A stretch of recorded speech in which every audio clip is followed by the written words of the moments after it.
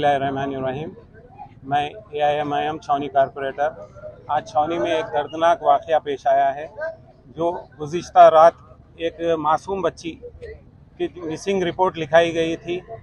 जैसा ही MLA साहब को, अहमद बलाला साहब, ऑनरेबल MLA को जैसा ही इत्तला मिली, मुकामी लोग परेशान होकर साहब को फ़ोन करे तो MLA साहब ने मुझको भी फ़ोन किया और कंसर्न डिपार्टमेंट्स को भी फ़ोन किया। तो रात भर यहाँ पर और मुकामी अफराद का भी काफ़ी ताउन रहा। इन्होंने हर घर पे जाकर मालूम करते गए इस बच्ची की मिसिंग को। CC कैमरों को भी तलाश किया गया, मगर कोई एविडेंस नहीं हासिल हुआ था। मगर आज जब दोपहर में 4 बजे इत्तला मिली कि बच्ची के घर में ही एक टेरिस में सिंटेक्स के अंदर, सम के अंदर से बच्ची की लाश नज़र आई, तो जैसा ही ये इत्तला मिली, मुझको यहाँ पर MLA साहब फौरी भेजे और यहाँ पर आने के बाद कंसर्न डिपार्टमेंट्स एरिया। नाम क्या है सब बच्ची का? सुमैया नाम की लड़की है, जो बाबा नगर में 7 साल की बताया जा रहा है।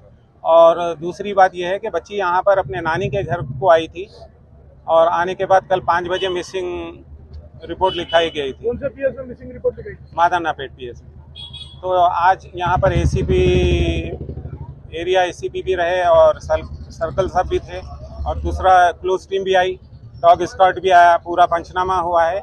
अब हक़ाइक़ मालूम होंगे। और सबसे दर्दनाक बात यह है, अफसोस की बात यह है, जो भी दरिंदा ये हरकत करा, जो भी दरिंदे ये हरकत करे, एक मासूम लड़की को सिंटेक्स में हाथ बांध कर ऐसे उसे सिंटेक्स में उतार दिया गया।